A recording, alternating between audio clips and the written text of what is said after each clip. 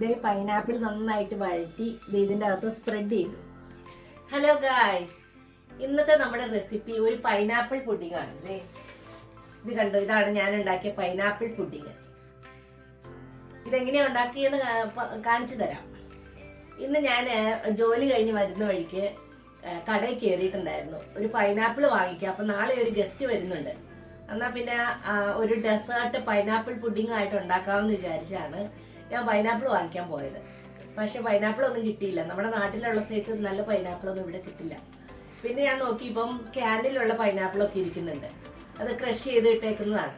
അപ്പൊ ഞാൻ അങ്ങനെ ക്യാനിലുള്ള ഒരു പൈനാപ്പിളിന്റെ ഒരു ക്യാൻ വാങ്ങിച്ചു. പിന്നെ കണ്ടൻസ്ഡ് മിൽക്ക്, പിന്നെ പാല്, പിന്നെ നമ്മുടെ ചൈന ഗ്രാസ്. ക്രഷ്ഡ് പൈനാപ്പിൾ ഒരു ക്യാൻ, കണ്ടൻസ്ഡ് മിൽക്ക് ഒരു ക്യാൻ, 1 കപ്പ് പഞ്ചസാര, China grass 15 gram, milk 2 cup. അരിപ്പേ കൂടെ അരിച്ചൊഴിക്കാൻ പോവാം. അപ്പം അതിൻ്റെ ജ്യൂസെല്ലാം താഴോട്ട് പോയി. ഇനി ഈ പൈനാപ്പിൾ നമുക്ക് വഴറ്റിയെടുക്കണം. ഈ പൈനാപ്പിളിൻ്റെ ഇത് ഞാൻ ഒന്ന് വഴറ്റിയെടുക്കാൻ പോവാം. കുറച്ച് പഞ്ചസാരയും കൂടെ ഇട്ടിട്ട് ഇത് വഴറ്റാൻ പോവാണ്.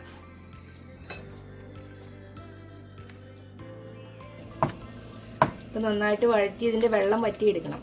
ഇതിവിടെ കിടന്ന് വെള്ളം വറ്റട്ടെ. ഇതൊരു 1/4 ടീസ്പൂൺ മഞ്ഞൾപ്പൊടി ഞാൻ ഇതിൽ ഇട്ടിട്ട് കുറച്ച് കളറിന് വേണ്ടി ഇട്ട് കൊടുക്കുവാണ്.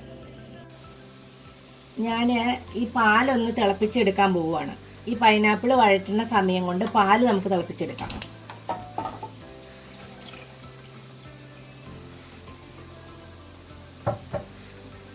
ഈ 15 ഗ്രാമാണ് ഞാൻ എടുക്കുന്നത്. ഇത് ഞാൻ കട്ട് ചെയ്ത് ഈ പാത്രത്തിലേക്ക് ഇട്ടിട്ട് കുറച്ച് വെള്ളം ഒഴിച്ചിട്ട് അത് ഒന്ന് സോക്കാവാനായിട്ട് വെച്ചേക്കുക. അപ്പോൾ ഈ ചൈന ഗ്രാസിലേക്ക് ഞാൻ 1 കപ്പ് ചൂടുവെള്ളം ഒഴിക്കുവാണ്, ഇതൊന്ന് സോക്ക് ചെയ്തെടുക്കാനായിട്ട്.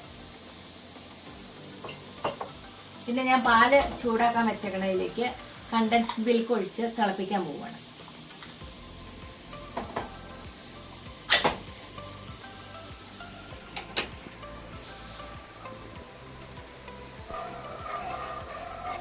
ഇങ്ങനെ ഇളക്കിക്കൊണ്ടിരിക്കണം. ഇതിപ്പോൾ 2 ഗ്ലാസ് പാലാണ് എടുത്തത്. ഞാൻ പിന്നെ അതിൻ്റെ കൂടെ 3 ഗ്ലാസ് വെള്ളവും കൂടി ഒഴിച്ചു, കണ്ടൻസ്ഡ് മിൽക്കും കൂടി ഒഴിച്ചു. അതാണ് അതിൻ്റെ അളവ്. പഞ്ചസാരയും കൂടെ ഇടാൻ പോവുകയാണ്. ഇനി ഇത് തിളയ്ക്കണം. ചൈന ഗ്രാസും കൂടെ ഇടണം അതിൻ്റെ കൂടെ. ഇനി ഇത് ചൈന ഗ്രാസ് ഇതിലേക്ക് ഇടാൻ പോവുകയാണ്. ഇനി എല്ലാം കൂടി ഒന്ന് ഇളക്കി തിളച്ച് കഴിഞ്ഞാൽ ഓഫ് ചെയ്യാം.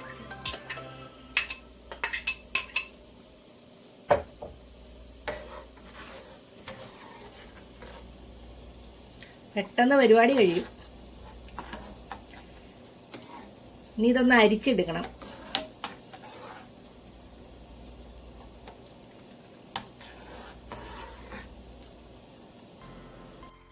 ഇതേ പൈനാപ്പിൾ നന്നായിട്ട് വഴറ്റി ഇതിൻ്റെ അകത്ത് സ്പ്രെഡ് ചെയ്തു. ആദ്യം ബട്ടർ തൂത്തിട്ട് പൈനാപ്പിൾ ഇതുപോലെ ഇങ്ങനെ സ്പ്രെഡ് ചെയ്ത് വെക്കണം.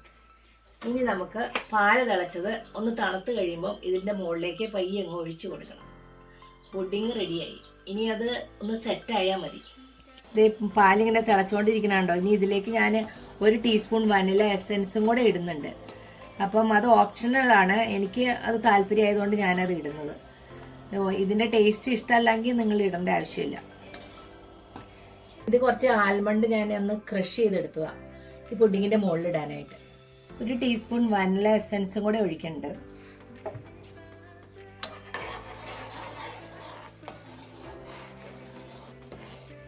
ഇത് ഇതിലേക്ക് ഒഴിക്കാൻ പോവുകയാണ്. കുറച്ച് കുറച്ചായിട്ട് ഒഴിച്ചു കൊടുക്കണം. എല്ലായിടത്തും ഒരുപോലെ സ്പ്രെഡ് ചെയ്ത് പോകണം.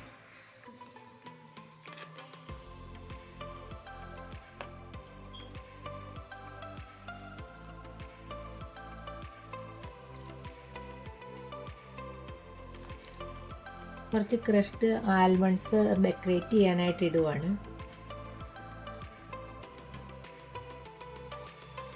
ഇത് ഞാൻ ഫ്രിഡ്ജിൽ എടുത്ത് വെക്കുകയാണ്. ഒരു 4 മണിക്കൂർ കഴിയുമ്പോൾ ഇത് സെറ്റ് ആവും. അപ്പോൾ ഇപ്പം 4 മണിക്കൂറായി. നമ്മുടെ പുഡിങ് റെഡി ആയിട്ടുണ്ട്. ഞാനത് എടുക്കാൻ പോവാണ് ഫ്രിഡ്ജിൽ.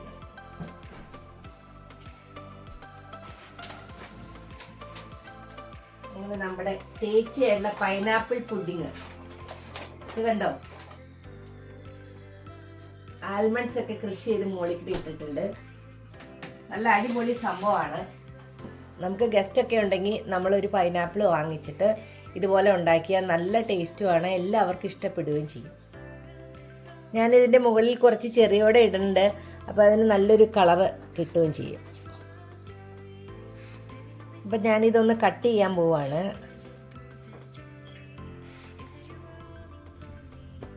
പിന്നെ ഇതൊരു പ്ലേറ്റിലേക്ക് ഒരു പീസ് എടുത്ത് മാറ്റിയിട്ട് ഒന്ന് ടേസ്റ്റ് ചെയ്ത് നോക്കട്ടെ.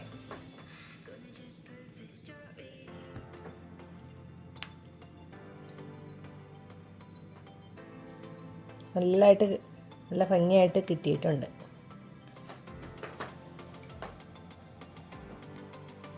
എങ്ങനെയാണ് നമ്മുടെ ഒരു പീസ് ഇരിക്കുന്നത്?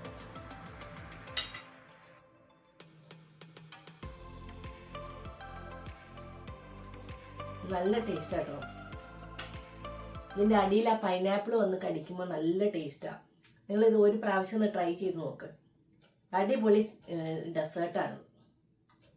ഇത് ഒരു പ്രാവശ്യം ഉണ്ടാക്കിയാൽ പിന്നെയും നമ്മൾ ഉണ്ടാക്കും, അത്രയ്ക്ക് ടേസ്റ്റ് ഉണ്ട്.